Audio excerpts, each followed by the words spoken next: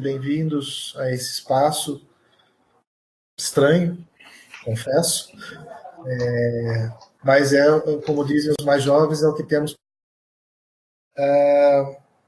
Quero iniciar dizendo que eu sinto demais a impossibilidade de não termos contatos presenciais.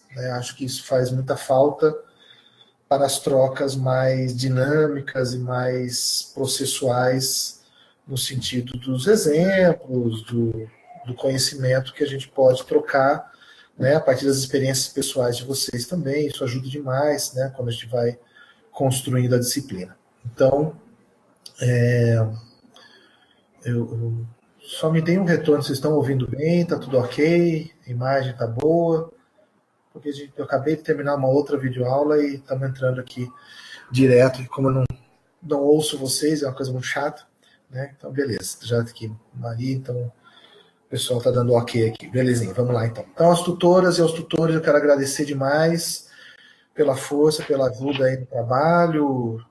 É um trabalho difícil, então que demanda muita energia e muito investimento de tempo e investimento afetivo e psicológico, Então, para aquelas pessoas que já têm alguma graduação e estão tomando contato com a psicologia de novo, eu faço o convite para refletirmos, então uma outra forma, talvez outra forma, para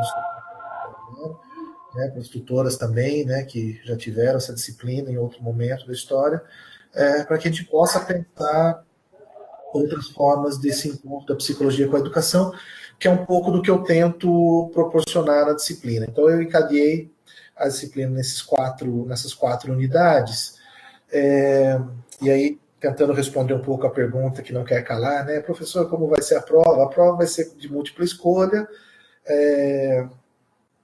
de múltiplas escolhas, questões de múltiplas escolhas que vão girar em torno dos tópicos que eu vou trazer aqui hoje, um pouco falando resumidamente cada unidade. Mas como a gente tem que produzir 40 questões, vocês têm noção de que as 40 questões não vão ser só sobre esses tópicos, eles vão dar conta de ampliar esse processo mais delicado, mais detalhado das informações. Então, o que eu sugiro às senhoras e aos senhores é que leiam os textos, que produzam formas de contato com os vídeos, de maneira a poderem, de fato, se apropriar, numa perspectiva bem vigotskiana, de se apropriar e de internalizar os conhecimentos aqui trabalhados. Reafirmo que sinto falta de que a gente não possa ter tido alguns encontros presenciais. Como eu já disse para as tutoras de outra disciplina que eu tenho trabalhado na educação física, me coloco à disposição de vocês para, caso as escolas ou os núcleos regionais de educação de vocês se organizem para palestra, formação continuada, me coloco à disposição sem custo, só o deslocamento e uma comidinha razoável. A gente pode estar participando e trabalhando com vocês, principalmente nas temáticas da quarta unidade. Entrando então na disciplina. Então eu promovo 4 unidades, a primeira falando um pouco sobre a história da psicologia e trazendo um debate sobre ciência. Eu não aprofundo esse debate sobre ciência, que não era essa a intenção, mas eu pretendo mobilizar a nossa relação com o conhecimento de forma a gente compreender que existem diferentes tipos de ciência, diferentes tipos de definição de verdade. E são essas definições de verdade que vão pautar, que vão dizer o que esperamos, então, da psicologia nessa história toda. Então, vejamos. É impossível pensar, então, a psicologia como uma disciplina como a gente... Respondendo aqui, Rosimeire. Sim, Rosimeire, vou correr um pouco com o conteúdo para tentar ouvir vocês, ler vocês aqui no fórum, para a gente conversar um pouco sobre as questões de vocês. Se vocês quiserem, já trazendo questões por unidade, porque eu vou trabalhar unidade a unidade, como nós não tivemos aulas presenciais, então eu vou trabalhar unidade a unidade. Se vocês já tiverem questões aqui na primeira unidade, já vão trazendo, que eu já vão colocando aqui no fórum, que eu vou tentando orientar a fala com as questões de vocês. Então, o que eu tenho que falar com vocês é o seguinte: há uma constituição de ciência do século XVII, que é pautada pela definição do... Pode deixar, Viviane, já teve uma subjetividade. Então, compreender que a psicologia surge no século XIX como ciência, mas que ela sofre uma influência muito grande da definição de ciências naturais que se organizam no século XVII. Principalmente, temos a participação do René Descartes, que é um francês, que define, né, tem um discurso sobre o método, tem um livro, né, uma obra que é clássica, né, que define novas perspectivas da ruptura da produção do conhecimento com a filosofia. Então a filosofia vai sendo deixada de lado, cumprindo uma função específica de cuidar do que se produz nas ciências, e as ciências naturais surgem. Quais são as ciências naturais que surgem? Química e física, basicamente. A química, muito influenciada pelos processos da alquimia, e a física, obviamente, bastante influenciada pelo conhecimento da matemática, né, que basicamente sustentou boa parte dos conhecimentos da filosofia. Então, vejamos, essa ciência, psicologia, que surge no século XIX, baseado no princípio das ciências naturais, se orienta pela rigidez e pela regularidade esperada da natureza. O que eu estou dizendo? Vamos imaginar que nós estamos olhando para o céu. Quando começa a formar um conjunto de nuvens mais acinzentadas, que nós vamos chamar de nuvens mais... Então nós acompanhamos, né, a formação das nuvens cinzas e dizemos, olha, vem chuva por aí. E dependendo da intensidade do cinza, nós dizemos, vem chuva pesada por aí. E em alguns momentos dizemos, nossa, vai chover granizo, porque estamos sentindo muito calor, um vento, né? Nós só podemos dizer isso com tranquilidade porque, tradicionalmente, de geração para geração, nós fomos observando como a natureza funciona e, percebendo a sua regularidade, fomos definindo os parâmetros para dizer, olha, a natureza funciona dessa forma, nessa situação, assim, assado. Ou seja, é possível medir, de alguma forma, o funcionamento da natureza. É possível criar uma expectativa sobre o funcionamento da natureza a partir dessas observações. Por quê? Porque há uma regularidade no funcionamento da natureza. Se a gente jogar uma semente numa terra fértil, o que vai acontecer? Ela vai brotar, esse broto germina, né, ele desenvolve, e ao se desenvolver, ele termina formando uma árvore frutífera, uma árvore de enfeite, uma planta, ou seja, há um processo natural. Não, isso é inegável, é imutável, é regular, é cristalizado. E quando eu falo cristalizado, é rígido. Não há flexibilidade nisso. Ah, mas professor, acontece que às vezes uma vaquinha nasceu com um pé só, ou com os dois pezinhos de trás só, ou, enfim, aconteceu alguma mutação, alguma alteração nesse processo esperado da natureza que nos impediu de ter essa visão. Nós estamos falando da exceção da exceção da exceção, não é algo que é regular, né? É sempre esperado o mesmo movimento. Quando algo foge disso, nós vamos chamar de aberração, nós vamos chamar de não natural, né? De algo que não é natural. Nesse sentido, a psicologia do século XIX, que nasce no século XIX, bebe diretamente dessa fonte, porque ela, para se fazer ciência, para ser reconhecida como ciência, ela precisou buscar, então, esses princípios da regularidade e da objetividade das ciências naturais, que estão localizados principalmente na química e na física e na biologia do século XIX. Então, percebam, quando a gente tem esse movimento todo acontecendo, a psicologia tem como função no século XIX, lá a partir do laboratório do Wundt, né, na Alemanha, em Leipzig, definir medidas para o comportamento humano. Então, vejam, essa psicologia ajuda a responder a uma necessidade da educação, a uma necessidade da própria sociedade do século XIX, que percebe uma grande explosão da situação urbana, promovida pela nova organização social pautada no modelo capitalista.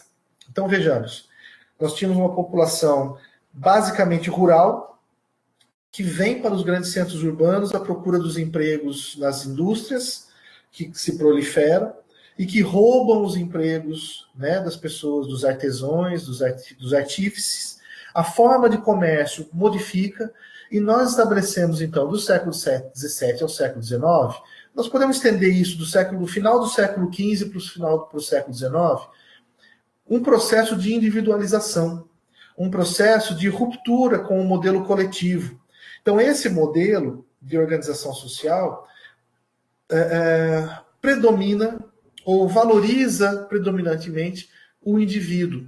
Esse discurso que a gente assiste hoje, né, ouve muito sobre a meritocracia, bebe nessa fonte, né, em que o indivíduo tem nas suas próprias mãos as rédeas da sua vida. Tem um texto da professora Anna Bock, né, que é As Aventuras do Barão de Munchausen, em que ela narra uma situação em que o cavaleiro tenta pular um lago, né, um fosso, e ele não consegue na primeira tentativa. Ele cai com o seu cavalo e, com a força da própria mão, ele puxa o seu cabelo, prendendo o cavalo entre as pernas, e com a força do seu próprio braço ele se retira desse lamaçal, com condições de voltar a pegar o impulso para tentar pular de novo. E ele não consegue, com a força do seu próprio braço, ele faz isso. Ou seja, é a narrativa de algo que é impossível. Mas a psicologia de época surge para dar conta de atender a essa situação, né? De responder a uma necessidade urbana, a uma necessidade social e econômica, que venha a dar conta de disciplinar os corpos e as mentes. Por isso surge também, no século XIX, a sociologia, e surge também a economia, como forma, né, de produzir uma tríade de controle e organização dos seres humanos. E a biologia também, né, vai contribuir muito para poder organizar os corpos biológicos. Vejamos, se a psicologia nasce com essa função de medir, ela precisa definir instrumentos, e os instrumentos utilizados são os testes. Né, principalmente os testes psicométricos, que vão ter sua fonte na psicofísica wundtiana, né, que é o quê? Nada mais, nada menos do que medir o tempo de reação do ser humano para alguns estímulos. Então, quanto tempo leva uma pupila para se dilatar, com mais luz, com menos luz, quanto tempo ela se contrai, o tempo de fechamento dos olhos, a reação à dor e assim por diante. Tudo isso vai ser transformado em modelos de controle do comportamento humano, ou seja, formas de condicionar os seres humanos para essa nova sociedade. Dando um salto, né, aí eu estou falando de um modelo de ciência que é baseado nas ciências naturais. Em paralelo a isso, nós temos as ciências humanas. E nós vamos ter algumas expressões. O próprio Freud, né, o Sigmund Freud, com o nascimento da psicanálise, é um exemplo. O próprio Vygotsky, o Piaget, pensadores que vão romper com essa lógica naturalizante, regularizadora do funcionamento humano, e compreender o ser humano muito mais por sua complexidade do que a sua simplicidade biológica ou psicofísica ou química. Né? Então, uma nova ordem começa a se estabelecer. E aí é um conflito muito intenso de forças entre o que são as ciências humanas e o que são as ciências naturais, que repercute, inclusive, na própria educação, que vão repercutir em grande parte das ciências, na própria sociologia, na história, assim por diante. Vejamos. Com a definição do objeto da psicologia como sendo o comportamento ou a sua reação psicofísica, baseada nos modelos da química e da física, algumas coisas começam a escapar. Então vamos lá. A educação do fins do século XIX e início do século XX pressupõe o quê? Um modelo de escola em que as carteiras são iguais, o método pedagógico é igual para todos, a professora é igual para todos, com o mesmo conteúdo a ser administrado. Mas vejam, algumas crianças não aprendem. Eu vou colocar entre aspas, né, a ideia de que crianças não aprendem. Como pode, então, um sistema que pressupõe um modelo de educação que é igual para todos não produzir aprendizagem? Se o modelo é visto como perfeito, o problema está focado em quem, então? No estudante, no indivíduo. Vejam, o indivíduo aparece de novo. Aquele indivíduo que é construído lá no início do século XVII, né, na transição do século XVI para o século XVII, na formação de uma nova ordem social que é centrada na razão humana. Lembrando, o pai da psicologia, Wilhelm Wundt, um alemão que define os pressupostos da psicologia psicofísica no laboratório em Leipzig. Não, a psicologia sociohistórica, não, a psicologia histórico-cultural não trabalha com a concepção liberal de homem. O fenômeno é a complexidade de fenômenos do ser humano. A psicologia histórico-cultural vai trabalhar com a consciência, vai trabalhar com a subjetividade. Né? Ela tem uma ordem outra sendo pensada, que vai caminhar no rumo das ciências humanas, não das ciências biológicas, das ciências naturais. Então, voltando, a ideia de que, mas podem ir mandando as perguntas que eu vou encaixando, a ideia de se constituir essa forma de pensar a educação dá conta, então, de uma falha. E a falha não é do processo educacional, mas é do estudante. Então, a psicologia, essa psicologia das ciências naturais, surge para medir, então, a inteligência e o desempenho dessas crianças. E aí elas são chamadas de fracassadas ou de crianças que precisam ser direcionadas para tratamentos ou para salas especiais ou para outros modelos educacionais, constituindo aí, então, um processo excludente. Então, vejam, essa é uma psicologia que exclui. Quando nós estamos falando, então, de um salto histórico, né? Então vamos dar um salto aí para os anos 80 do século XX. Quando a pesquisadora da USP, Maria Helena Souza Pato, faz uma pesquisa em que ela contrapõe a vida pessoal dos estudantes com a sua vida escolar, ela consegue perceber que na vida as crianças usam matemática, ciências, língua portuguesa de maneira muito rica, que não é reconhecido na escola. Então vejamos, quando a Pato localiza, né, que há uma intencionalidade, que é um projeto de produção do fracasso escolar no interior da sociedade capitalista, e aí me perdoem as pessoas que não conseguem perceber isso, né, me perdoem, não, né, na verdade, nós temos que ter compreensão das pessoas que não percebem isso, porque, na verdade, há um projeto de constituição de uma sociedade em classes. Né? Então, nós temos que ter sujeitos que sejam, que se aceitem como sujeitos que têm que ficar subordinados a outros sujeitos mais estudados, com maiores conhecimentos, com maior acesso às informações. Né? Veja, vocês estão tendo a oportunidade de fazer uma formação de ensino superior por EAD, mas teve um vestibular, teve todo um processo seletivo para que vocês estivessem aqui. Estamos falando de mérito. Né? Então, a gente faz a discussão questionando isso. E aí a gente começa, então, a discutir que há uma outra forma de se pensar a relação da psicologia com a educação, que não é essa de medir comportamentos ou de medir respostas, mas sim de compreender a complexidade das relações. E a compreensão dessa realidade nos traz o debate sobre as políticas públicas, sobre as relações institucionais no interior dos espaços escolares e educacionais, e, mais do que tudo, qual é a concepção de ser humano que está se dado, né, ou que está se pensando nesse projeto. E aí nós começamos a falar de subjetividade. Né? Então, quando nós estamos falando de subjetividade, é a compreensão dos aspectos singulares do sujeito. Como cada um se torna cada um. Né? Por que você gosta da roupa preta e não da roupa azul? Por que num dado dia você se sente mais inspirado ou menos inspirado para alguma coisa? Então, ou seja, a complexidade da formação dessa subjetividade, ou seja, da formação de quem somos como nós somos, ou seja, da nossa singularidade, da nossa personalidade, é o que nós vamos chamar de subjetividade. E aí tem tudo a ver com o fenômeno psicológico. Porque o fenômeno psicológico não é algo dado fora da própria história do sujeito. Não é algo dado ou que acontece fora da própria história da sociedade. Mas sim, como a Ana Bock traz, do meio do seu texto para o fim, a complexidade dos fenômenos psicológicos, se dá exatamente nesse sentido, Viviane. Aquilo que nos difere uns dos outros, mas não pode ser só isso, porque quando eu falo o que nos difere uns dos outros, é compreender também como se constituiu esse processo de diferença. Porque a diferença pode ser vista como aquilo que deve ser respeitado ou como aquilo que deve ser incentivado para poder separar. A diferença pode ser vista como algo qualitativo, ou seja, uma criança surda, ela vai aprender num tempo diferente da criança que não é surda. Uma criança cega vai aprender num tempo diferente de uma criança que não é cega. Mas todas elas vão aprender. E é isso que nós temos que entender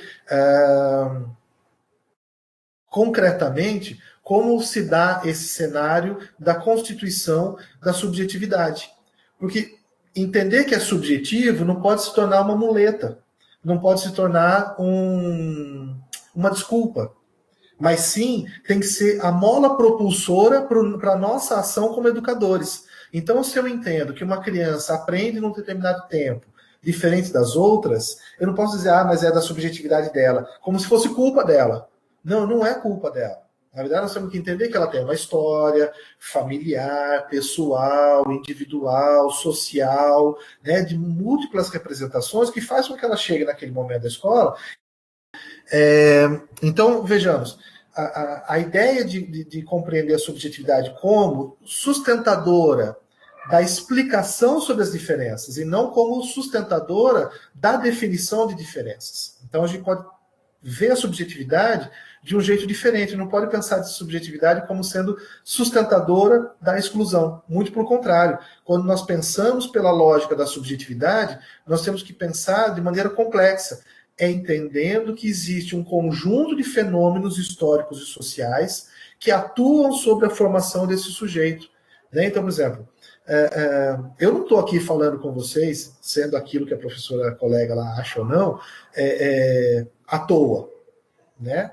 Eu cheguei aqui a partir de uma trajetória de altos e baixos, de sucessos e fracassos, de tentativas e erros, mas que me permitiram chegar aqui.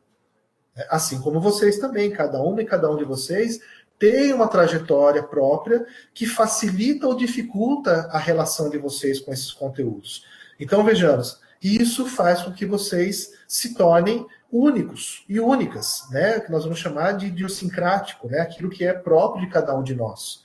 Então, vejamos, pensar a subjetividade não pode, vou reafirmar, não pode ser utilizado como um suporte para dar mais sustentação às diferenças, mas sim que dê mais colorido à diferença.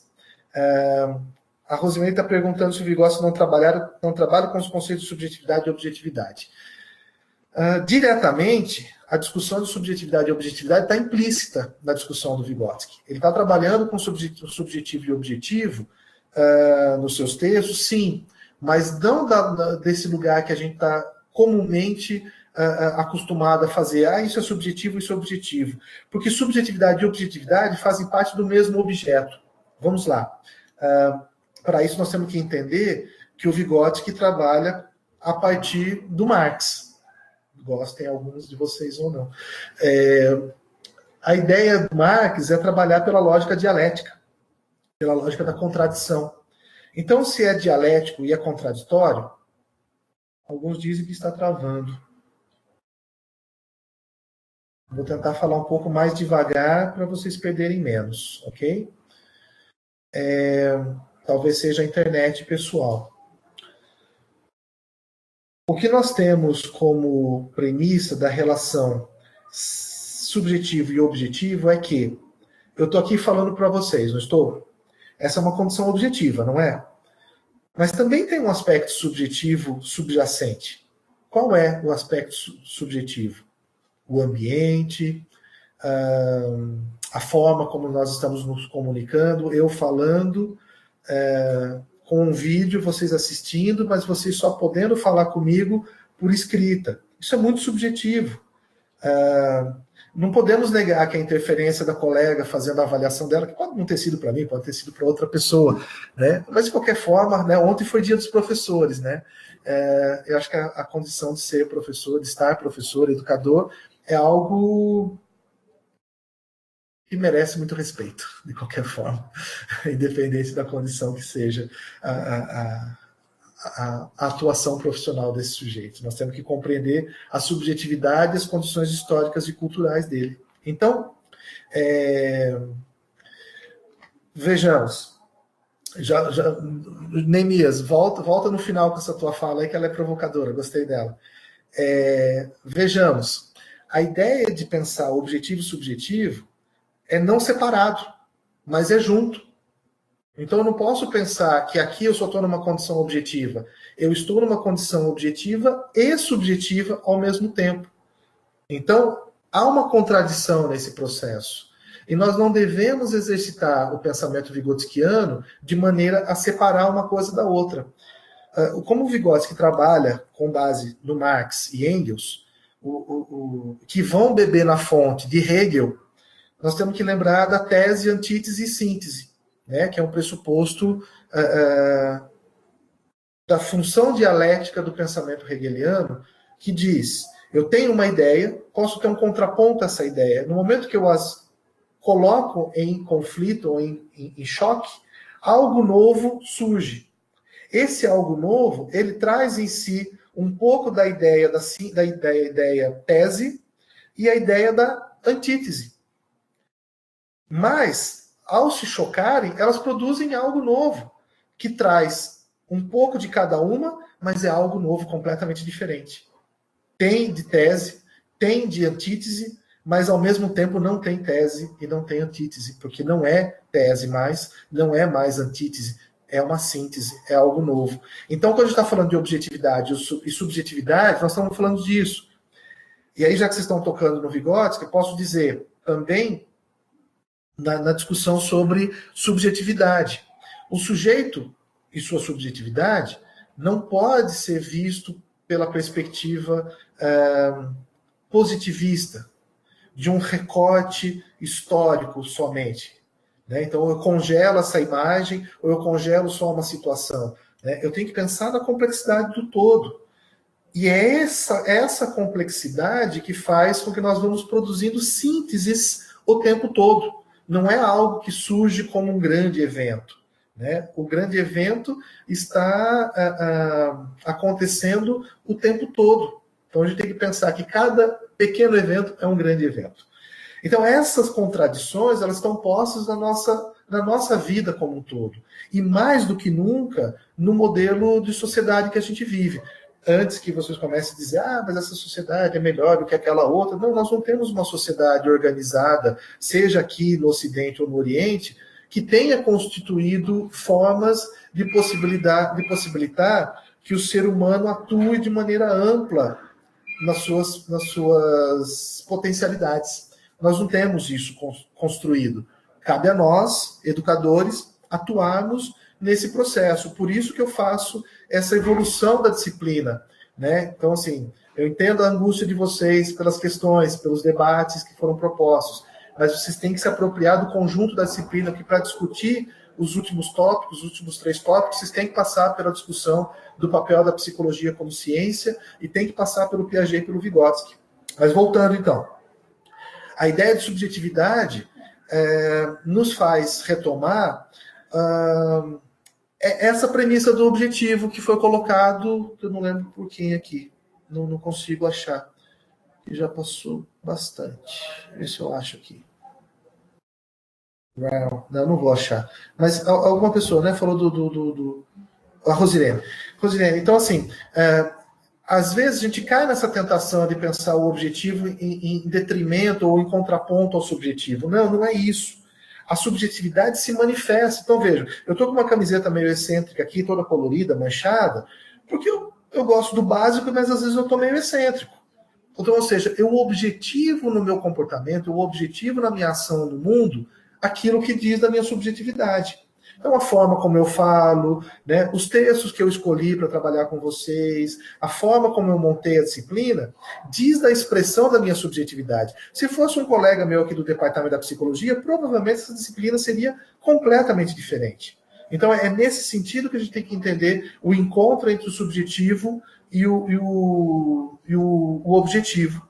Então, a gente pode ir pensando em formas de conciliar a relação entre os opostos, os contraditórios. E é por isso que a gente tem que dialogar, por isso que é dialético, é dialógico, né, muito no âmbito do embate e dos encontros mais tensos do nosso dia a dia e do nosso fazer profissional.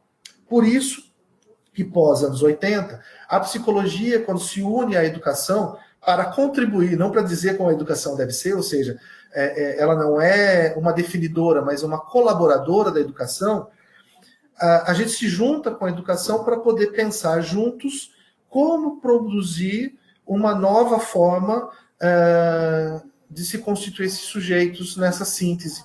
Então, vejamos, uma das formas de compreender esse cenário é a lógica das políticas públicas, né? Então a gente tem que entender que política pública é um troço que se forma a partir das nossas ações, dos nossos grupos organizados, das nossas pressões políticas e assim por diante. Quando a gente consegue fazer isso, a gente consegue definir boas políticas públicas. Agora, a gente precisa pensar que as políticas públicas têm que ser definidas para toda a humanidade. Ela não pode ser definida para conjuntos, né? Talvez ela tenha que dar conta de atender conjuntos, mas vislumbrando o ser humano mais ser humanos mais complexos, né, mais amplas, né, que dizem respeito. Então, ou seja, nós temos que produzir políticas públicas para incluir os surdos cegos, nós temos que constituir cenários que possibilitam a manifestação da pluralidade de gêneros, né, da expressão de gêneros, para a gente poder dar conta de compreender esse ser humano complexo, né, no espaço escolar e educacional. Mas vejamos, temos que atender, sim, as peculiaridades, mas sempre pensando que nós temos que alcançar o mais alto grau de genericidade do humano, ou seja, de um humano mais genérico, de um humano mais complexo, a partir de toda a construção histórica que nós já temos acumulado na cultura. Então, Rosirene, o objeto de estudo da psicologia hoje, há controvérsias, né? A partir do cenário que nós estamos trabalhando aqui, sim, a subjetividade é o campo de maior prevalência. Algumas áreas da psicologia, como a psicologia do comportamento e a psicologia da psicanálise, sustentam, né, os seus objetos na matriz das suas ciências, né? Então, a psicologia do comportamento entende que é o comportamento humano, mas algumas linhas da psicologia comportamental hoje já dialogam com a expressão da subjetividade. A discussão sobre subjetividade também é encampada pela psicanálise. Então, ou seja, essa complexidade está sendo trazida, isso, Skinner, perfeito, né? Está sendo trazida para outros cenários que foram criados no século XIX. Né? Então, veja, a postulação vigotskiana do século XIX, século XX, influenciou em muito, né? E o próprio Marx influenciou em muito essa discussão que aconteceu no meados do século XX. Então, veja, por quê? Porque a ideia é dar conta de compreender a maior gama de expressão humana possível. Né? E nenhuma das outras ciências estava dando conta disso. Né? Então, quando a gente traz isso para o debate no interior da psicologia e também no interior da educação, com a pedagogia histórico-crítica do Saviani, nós conseguimos ampliar esse cenário. Então, tanto o Skinner como o Wundt, né? O Wundt, coitado, ele se ferrou, porque ele produziu o primeiro pensamento de psicologia social na Alemanha, na psicologia. Mas como ele foi traduzido para o inglês, e os seus discípulos foram para os Estados Unidos, o que eles fizeram? Eles limparam toda a perspectiva crítica do Wundt, porque isso não interessava para o modelo inglês e norte-americano, que são o berço do capitalismo. E aí tem que estudar um pouquinho, né, toda a orientação liberal, toda a orientação individualista que sustenta os modelos de pensamento hegemônicos, dominantes, hegemônicos não, dominantes do pensamento norte-americano e inglês. O Vallon é um avanço, ele produz um avanço significativo, porque ele faz a conciliação entre os aspectos biológicos e sociais, né, do desenvolvimento do ser humano. Mas como alguns colegas dizem, a gente pensa, ele não chegou ao Vygotsky.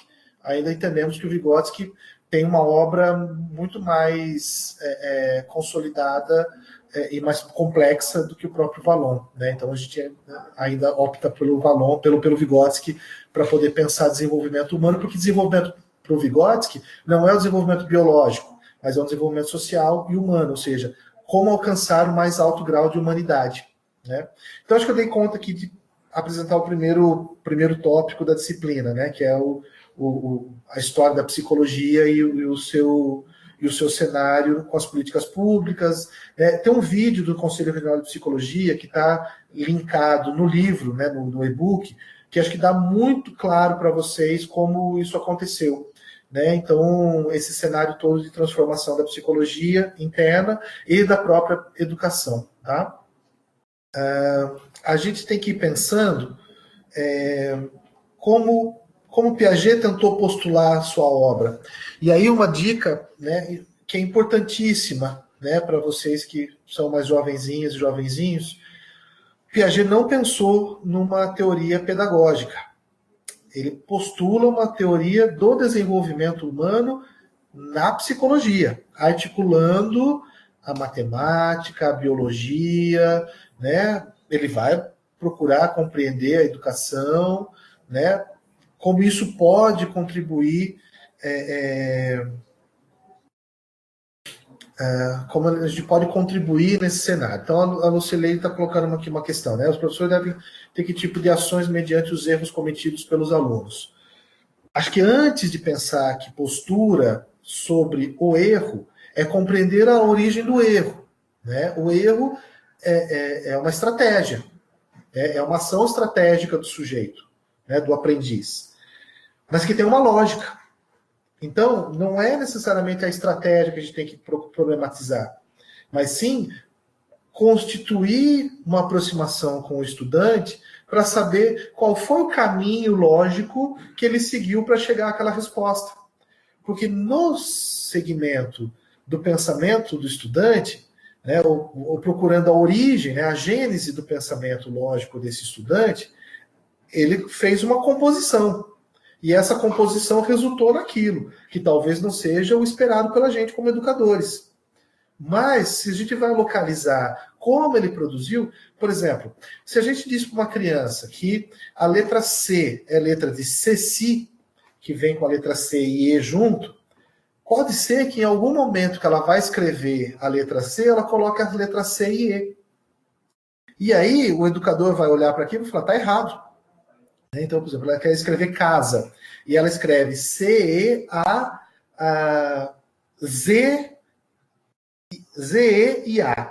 Então fica... Eu não tenho como escrever aqui, mas fica uma sopa de letrinhas. Nós temos que lembrar que ela foi educada, ela foi alfabetizada com a letra C de Ceci, que é, né, do índio, peri, aquela coisa toda, e aí ela copia o C e o E. E a casa tem, né, para ela, tem som de Z, e ela acha que é o Z de zebra, que tem Z e E. Então ela coloca C-A-Z-A. E a pessoa está errado, que absurdo. Casa não se escreve assim, está errado, não é com Z, é com S, mas tem o som de Z. Como é que faz isso na cabeça da criança? Então, no momento que você vai compondo o cenário, vai percebendo como a criança construiu, e essa é a grande sacada do Piaget, ele quer descobrir como a criança constrói o seu conhecimento. E como o professor criou condições para que a criança construísse esse conhecimento. Então, perceba, no momento que a criança apresenta um resultado, esse resultado tem uma história. E essa história tem a ver com educadores, tem a ver com o processo educacional. Então, nossa missão é entender que o erro é uma estratégia de tentativa de acerto.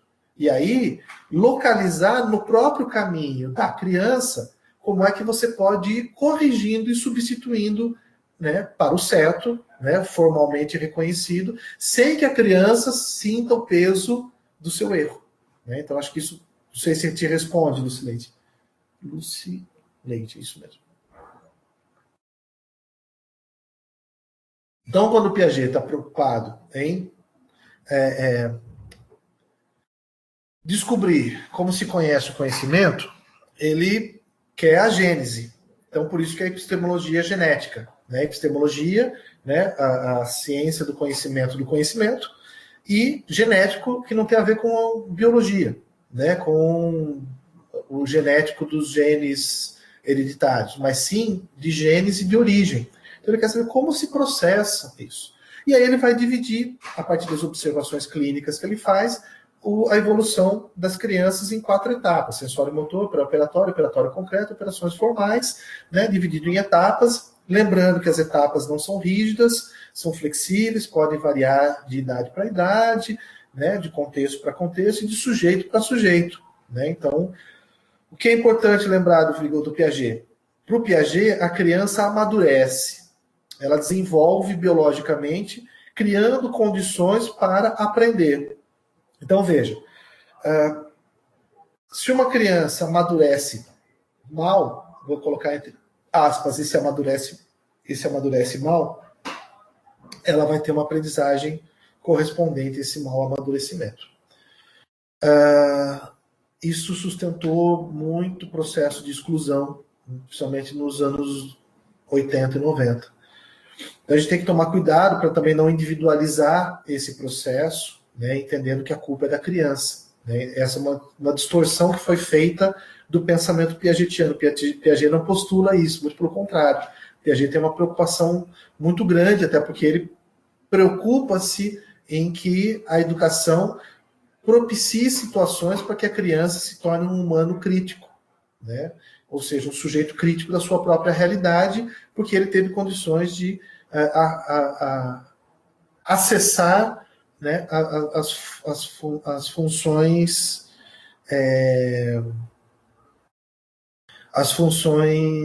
perdi aqui, né, de acessar as produções históricas, né, do ser humano. Com isso, ele construiu, ele escolheu o que foi melhor para si. Rosirene, eu não vou poder falar do Erickson, porque eu não conheço a fundo o Erickson. Posso te indicar algum material para você localizar, mas eu trabalho basicamente com Vygotsky, Piaget, e dou ali uma pincelada no Vallon. O Erickson não é um autor que eu tenha trabalhado. Peço desculpas por não dar conta desse conteúdo todo. Né? Malemar estou dando conta do Vygotsky.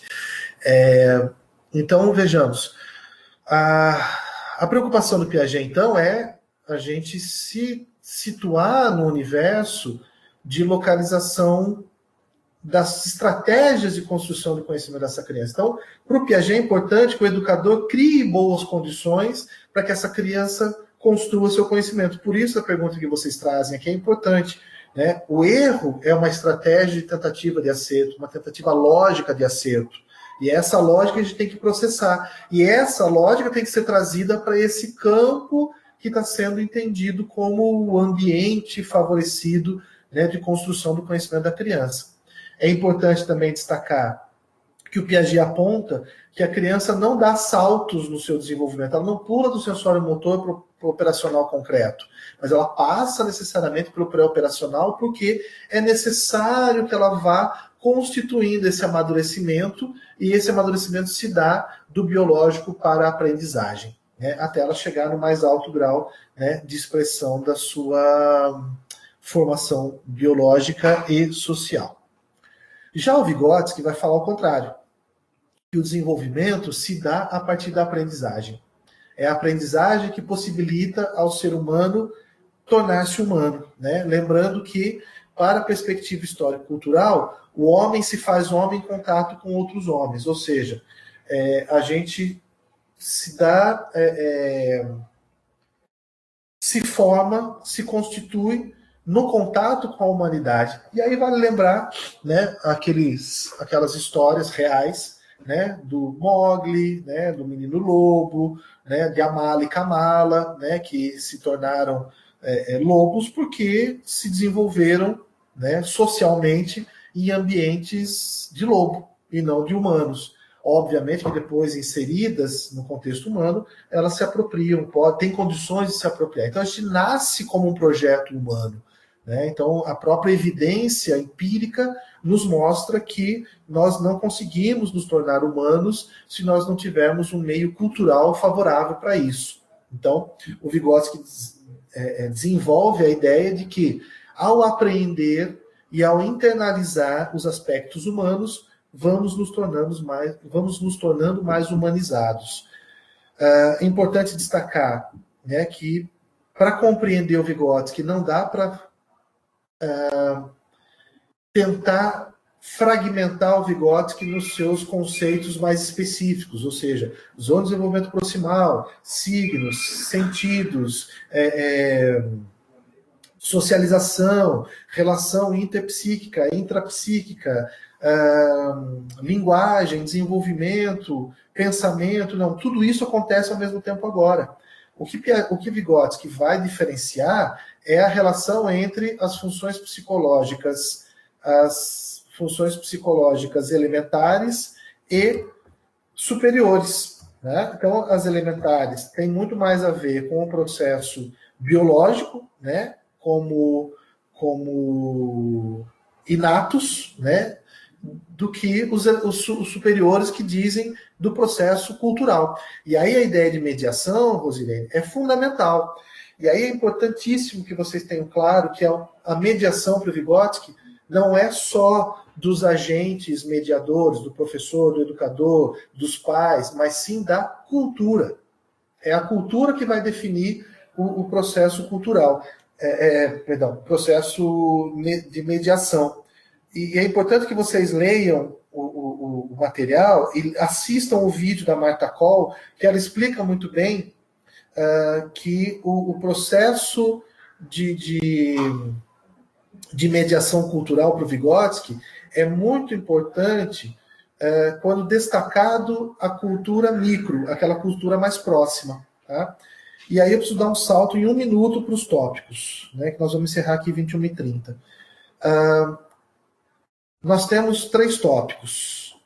Avaliação como estratégia de contribuição para a aprendizagem, saúde e educação. Eu tentaria pedir para a Patrícia se ela pode esticar 5 minutinhos. Não sei se o Rafael consegue dialogar com a Patrícia para pedir para ela mais 5 minutinhos. Consegue, Rafa?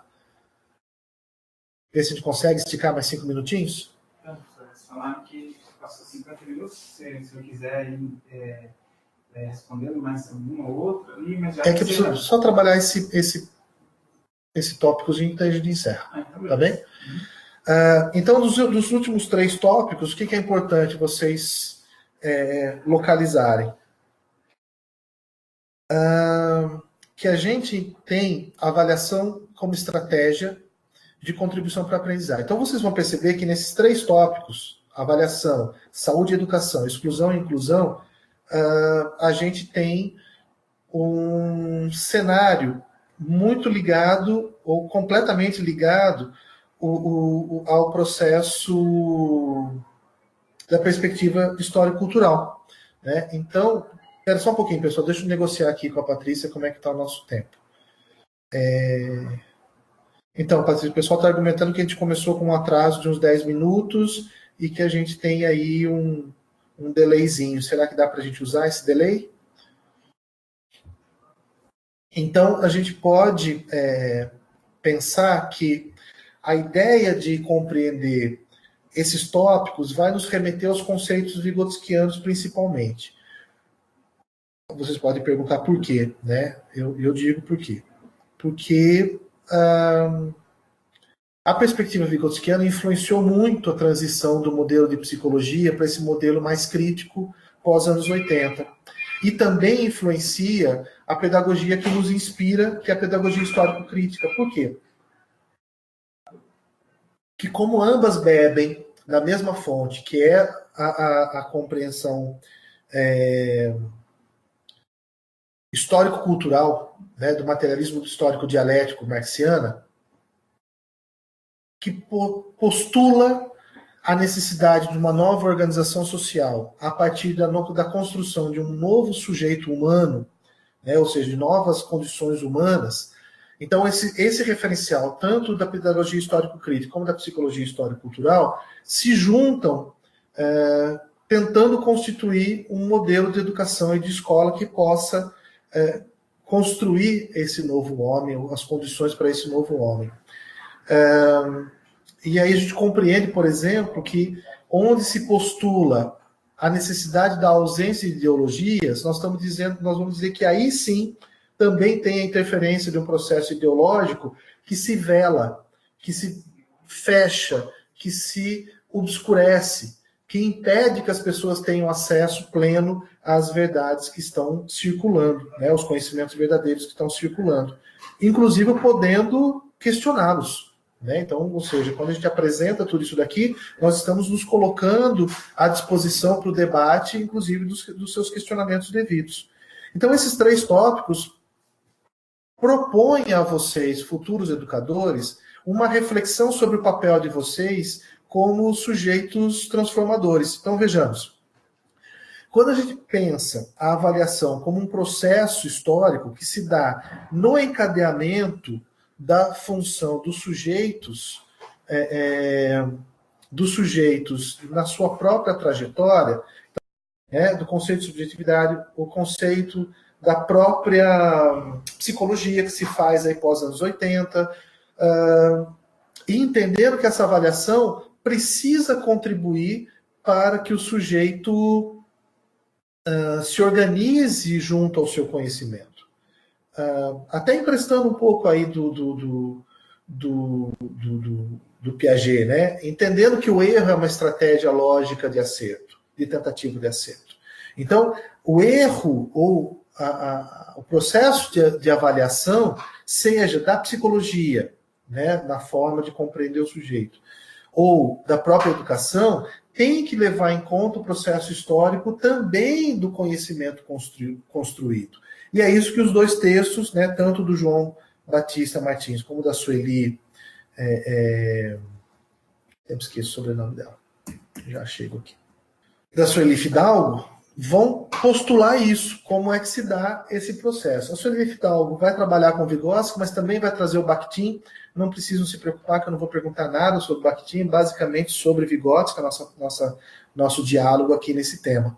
Mas é importante que vocês localizem no texto do João Batista, que ele traz muitos dos conceitos que eu trabalho na unidade 3. Né? Então, a gente faz um ping-pong com esses 2 textos para poder localizar, né, conceito de mediação, de zona de desenvolvimento proximal, de internalização, de relação intrapsíquica, interpsíquica e intrapsíquica, processo de socialização, de culturalização, tudo isso traz, né, o Vygotsky de uma maneira muito complexa. Então, a gente vai entendendo que a gente precisa, como se diz, entender que a avaliação não é um fim em si, mas ela é parte de um processo. Ela, por exemplo, deveria ser pensada não no final, mas no meio.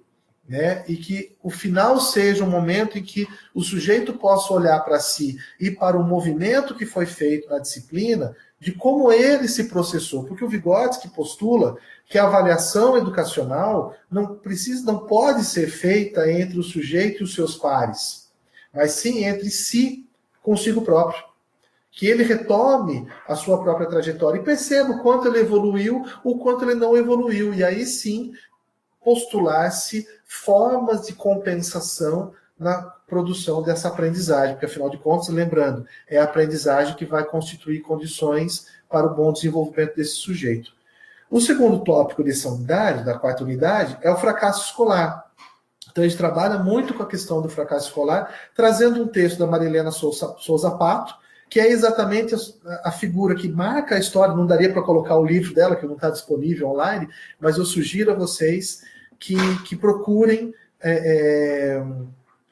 o livro dela, A Produção do Fracasso Escolar, que eu acho que é leitura de cabeceira. Uma vez que você lê A Produção do Fracasso Escolar e internaliza essa leitura para si, ou seja, você se torna um pouco daquilo que você leu, nunca mais você vai falar que a criança não aprende. Você nunca mais vai sustentar que a culpa é da criança. Mas sim, você vai começar a trazer o problema de uma maneira muito mais complexa, se colocando no processo, colocando a escola, colocando as políticas públicas. Então, essa é uma tentativa de colocar vocês em contato com uma obra maior que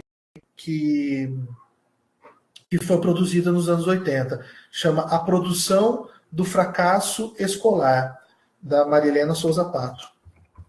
Tem um subtítulo, mas colocou no Google, vocês acham isso fácil. Então, esse texto, né, ele vai... Valéria, pergunta capciosa sua. Quais conteúdos precisamos estudar com mais afinco? Acho que eu estou dando as pistas aqui. Acho que é essa linha que eu estou colocando para vocês. Principalmente, sugiro a vocês que peguem essa explicação final e façam um caminho de volta, né, para poder localizar nos textos o que vai sustentar o entendimento desses 3 tópicos da unidade 4.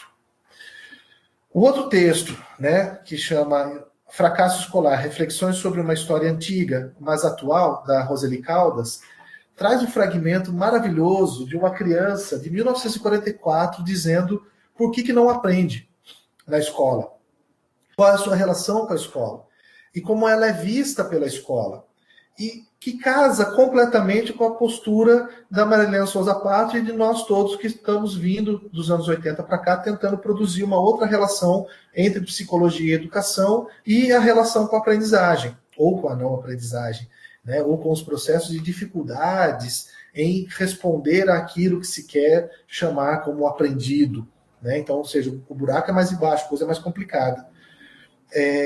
Então, a gente poder pensar que esse trecho da nossa disciplina, né, que a Roseli Caldas traz, é extremamente provocador do que nós pretendemos como educadoras e educadores.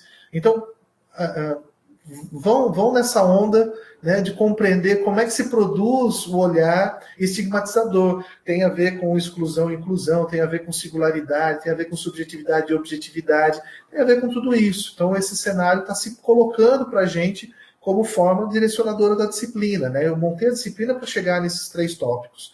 Então, entender esses 3 tópicos da unidade 4 passa pelo necessário entendimento, principalmente do que é ciência e concepção de homem e de mundo que está dado na unidade 1. Não, Lucileide, não vai ter questão dissertativa, é tudo questão de múltipla escolha, com a possibilidade de algumas pegadinhas, porque eu estou articulando, né, todos esses conteúdos, né? Então, precisa saber muito bem diferenciar, por exemplo, Piaget de Vygotsky, saber diferenciar a concepção de homem da psicologia histórica cultural, né, daquela que o Wundt postulou lá no início do pensamento da psicologia no século XIX. Tá bem? E o terceiro tópico, né, que é a discussão sobre saúde e educação, né? Então, por que eu trago isso? Porque está muito em moda dizer que criança é desatenta, que criança é disléxica, que criança é TOD, que criança é do espectro autista. Então, nós estamos colocando sobre os indivíduos, criança, um problema, ou indivíduos educandos, problemas que são da ordem médica. São explicações que estão no interior da medicina e que devem ser resolvidas no interior do processo pedagógico. Dislexia, por exemplo, é uma delas. A Roseli Caldas vai trabalhar isso um pouco no texto dela, ali do fracasso escolar, e profundamente a Marisa Meira, né, no 3.1, vai trabalhar também vai dar sua contribuição para o entendimento disso, né, de que não dá para a gente buscar na medicina as respostas para problemas que são de ordem pedagógica, social, cultural, histórica, né? Então, são 2 textos que procuram mostrar para vocês que a gente não pode se submeter a uma autoridade ou sobre uma possível autoridade da saúde sobre a educação, mas muito pelo contrário. Se nós conseguirmos, quiçá, né, oxalá, como diria a ex-secretária de Educação aqui de Irati, né, oxalá consigamos constituir uma educação emancipadora, a própria construção desse sujeito vai possibilitar uma preocupação com a sua saúde e postular novos projetos de saúde para os seres humanos que não sejam da ordem do remédio, mas sim de uma prevenção que não seja controladora. Então a gente tem aí um projeto bastante interessante, bastante auspicioso, pode ser utópico, mas é um projeto que pode se realizar sim daqui a algum tempo. Lucileide pergunta o que devemos focar mais para o estudo. Eu sou suspeito para falar, né? Porque eu acho que de tudo, né? A seleção que eu fiz foi muito pontual. Eu acho que fundamentalmente entender um pouco desse encontro da psicologia com a educação e entendendo que existem dois momentos da psicologia muito distintos e que faz muita diferença, porque vejam, quando eu estou falando de uma psicologia que produziu exclusão lá no século XIX, eu estou falando dessa psicologia hoje que ajuda a dizer que o menino é doente, que é a mesma psicologia que exclui, que é a mesma educação que excluía no século XIX, no início do século XX, é a mesma educação que está excluindo hoje. Mudou o tempo, mas a lógica está se mantendo. Então, fazer um enfrentamento disso postula a vocês um momento de fazer essa reflexão. Pegadinha não? Agora já foi. Já temos pegadinhas. Mas não são pegadinhas difíceis, não. Se vocês derem uma boa lida no material, vocês conseguem diferenciar. Não vou colocar pegadinha muito sutil. São pegadinhas que dizem respeito exatamente do pensamento bruto do que é o Piaget e do pensamento bruto do que é o Vygotsky, sem muitos detalhes, né? Assim, muitas filigranas. Quando a gente está pensando, então, essa hierarquia entre saúde e educação e entender que a psicologia e a educação que dialogaram lá no início do século, no final do século XIX e no início do século XX, está vigente aqui agora. Mas depende muito do tipo de ciência com o qual nós estamos nos aliando. E eu estou convocando vocês a se colocarem numa postura crítica, ou se colocarem numa postura outra, que vocês têm toda a liberdade para fazer isso. Mas lembrando que quando vocês se aliarem a uma postura mais medicalizante, que é o que nós estamos chamando, vocês vão estar linkadas a uma pedagogia, a uma medicina, a uma psicologia que hierarquiza e que exclui, ou seja, não dá as mesmas oportunidades para todos. Maria Elizabeth, Miriam,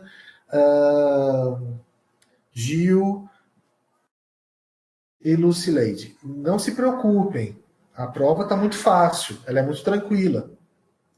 Eu acho que, mas não dá para ir sem a leitura, né? Eu acho que assim, tanto que eu coloquei os vídeos do Yves de la Salle e da Marta Coll de Oliveira, porque são as duas referências básicas que sustentam a montagem da disciplina. Né? O Yves de la Salle sustenta até os últimos 15 minutos. Os últimos 15 minutos, quando ele vai começar a falar de formação moral, eu não vou perguntar nada sobre isso, né? Até porque não está no cômputo da nossa disciplina. Mas vocês poderem entender, basicamente, os eixos estruturantes da formação do pensamento do Piaget, lá no Yves de la Salle, e do pensamento vygotskiano. A lógica linear e a lógica dialética, Valéria, a lógica linear é da lógica formal. É a lógica que diz ou é 1 ou é 0, ou é sim ou é não, ou merece ou não merece. A lógica dialética diz 1 e 0, sim e não. Todos têm que ter chance de entrar, independente das condições dadas. Então, isso. Eu vou entender, Viviane, é uma pena que não está te ouvindo. Queria muito ouvir você falando isso que você disse agora, porque eu vou tomar como uma provocação muito positiva. Porque, afinal de contas, nós estamos na contradição. Eu estou tentando proporcionar para vocês uma disciplina e uma leitura de uma matéria que permita vocês olharem para os estudantes que vocês forem trabalhar no futuro de maneira não excludente, mas o processo aqui é excludente. Entende? Por isso que eu estou tomando como provocação. Porque aqui é isso, né? Nós temos um limite claro no nosso instrumento que não permite que a gente dialogue no mesmo espaço. Por exemplo, eu poderia passar, né? Vocês poderiam fazer a prova e passado um tempo a gente poder ter um tempo de retomar a prova e pensar onde é que errou, onde é que não errou, por que achou que era isso, por que achou que não era aquilo, e assim vai. Mas vocês vão ter momento de recuperação, vão ter momento de tentar acertar, vamos dizer assim. Sim, a ideia é essa, Viviane, tentar todo mundo se ajudar. Eu estou tentando aqui pensar o máximo possível, não é colocar uma bazuca na cabeça de vocês que tiveram aí 4 semanas atrapalhadas para tentar dar conta do conteúdo todo. Eu acho que a gente vai tentando construir mesmo isso, né? A ideia é uma construção, tentando entender que tem limites. Por isso que eu escolhi a dedo os textos, que são textos curtos, mas muito conceituais e muito ligados à prática, muito ligados a um cenário, práticas do dia a dia. Então, por exemplo, o texto da Sueli Fidalgo, ela fala de uma maneira muito simples. São 20 pagininhas, parece muito. Eu sei que junto com outras disciplinas, com outros conteúdos, fica muito pesado, né? Juntando com as outras tantas 20 páginas. Mas se vocês não derem uma olhada por cima, pelo menos, um mínimo de um resumo, vai ficar um pouco complicado para vocês entenderem de que lugar que vocês estão olhando para o mundo. Mas vamos lá, vamos tentando, vamos conversando. A gente tem mais uma... A forma é como tentar produzir a inclusão de todos nesse cenário, que esse é o nosso desafio, né, Viviane? E aqui também, entre vocês. Vocês também estão vindo de diferentes formações, com diferentes histórias, ou seja, vocês têm a singularidade de vocês, a subjetividade de vocês, estão tentando dar conta disso, né? Então, talvez precisássemos de mais tempo, aulas presenciais, né? Fica a dica aí de tentar pensar grandes aulas mutirão, né, juntar vários polos não sei, talvez são formas de se repensar de como tentar tornar esse instrumento aqui o mais humanizado possível, né? Eu estou tentando deixar o mais quente possível esse nosso encontro, né, no sentido da não frieza do instrumento, né, apesar das falhas, essa coisa toda. Então, tentando fazer com que a gente possa produzir esse movimento mais próximo mesmo, mais ligado. Então, acho que é um pouco por aqui. E tinha uma pergunta, como é que era a provocação lá que o rapaz fez, que eu pedi para ele trazer para o finalzinho aqui? Eu queria responder o que ele falou lá. Eu não vou conseguir localizar aqui no texto. Isso, Neemias. Desculpa, Neemias, por não lembrar teu nome. Os professores mesmo se desvalorizam atualmente. Acho a provocação fantástica, Lucileide, que trouxe isso de volta, em Neemias. Nós não podemos dizer isso, gente. No momento que a gente diz isso, nós estamos sustentando o projeto de falência da educação. É um projeto. Quem está no poder, que não são os políticos, são os grandes conglomerados educacionais privados, são as pessoas que estão interessadas em manter a população e uma nação de 210 milhões de habitantes na ignorância. São essas pessoas que querem que a gente diga isso. Nós não podemos dizer isso, nós temos que pensar para além. Ok, temos professores que se sentem desvalorizados, nós temos que achar meios e formas de fazer com que eles se sintam valorizados. Para isso, um dos instrumentos é a formação continuada. Nós temos que pensar em estratégias, né? Então, vamos trazer essa sua... Beleza, achei vocês. Então, voltando, Neemias e pessoal, a ideia é pensar que quando a gente está dizendo dessa desqualificação do outro, e aí a gente precisa tomar muito cuidado, seja com o estudante, seja com o professor, com a diretora, com a coordenadora. Às vezes dá raiva, dá vontade de falar que fulano é um bosta mesmo, essa coisa toda.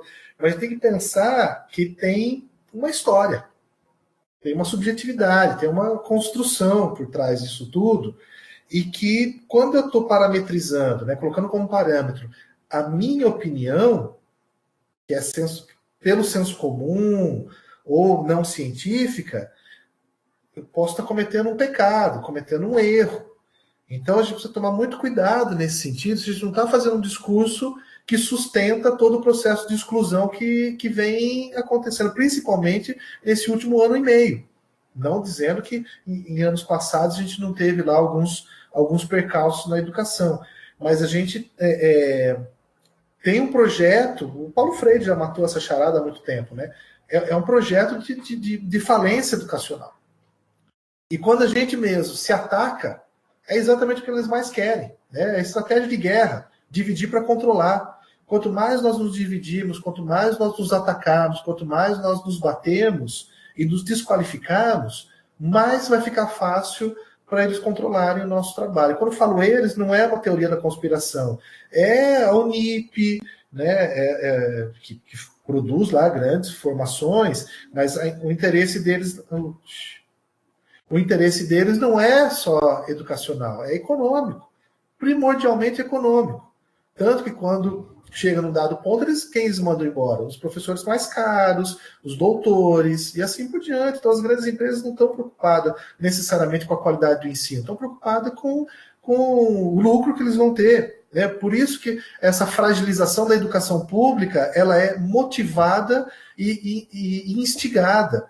E se vocês prestarem atenção no que vem acontecendo, né, nas políticas, e nas matérias jornalísticas, a desvalorização do funcionalismo público, né, a desvalorização dos professores, principalmente da universidade pública e da escola pública como um todo, como sendo incompetentes, incapazes, vagabundos, né, que chupam o dinheiro do imposto, do dinheiro da população, porque nós somos uns folgados, porque nós temos 2 férias no ano, por isso, porque, ou seja, os argumentos são todos para nos desvalorizarmos. E se a gente compra esse discurso contra nós mesmos, aí fica muito fácil para poder puxar o tapete da gente e falar, bom, então vamos privatizar tudo, né? Por exemplo, isso que nós estamos fazendo aqui, né? Eu estou aqui em horário fora do trabalho, né? Para além das minhas 8 horas de trabalho diária, mas eu faço isso por paixão, né? Por condições da lógica do meu contrato de 40 horas, entende? Que vai para além de estar aqui dentro da universidade. Ou seja, primando pela qualidade do ensino, primando pela nossa troca. Por isso que eu falo, tutoras, né, e tutores que estão aí, se vocês se organizarem e quiserem que outros colegas vão falar, que eu vá falar, eu falo por mim, né, e por alguns poucos colegas do Departamento de Psicologia e alguns do Departamento de Educação Física, da Pedagogia, ou seja, de onde for, que se deslocarão para fazer uma palestra, para fazer um minicurso, para trabalhar com vocês de pertinho, fácil. Né, garantindo que a gente não tenha nenhum custo, né, a gente possa se deslocar justificando que nós estamos fazendo formação continuada, bem tranquilo. Então, Neemias, espero ter aproveitado bem a sua provocação para dar conta de dar mais um colorido aqui na nossa disciplina. Então é isso, gente. Eu agradeço demais a atenção de vocês a esse período. Peço desculpas pelas intercorrências tecnológicas, faz parte do processo.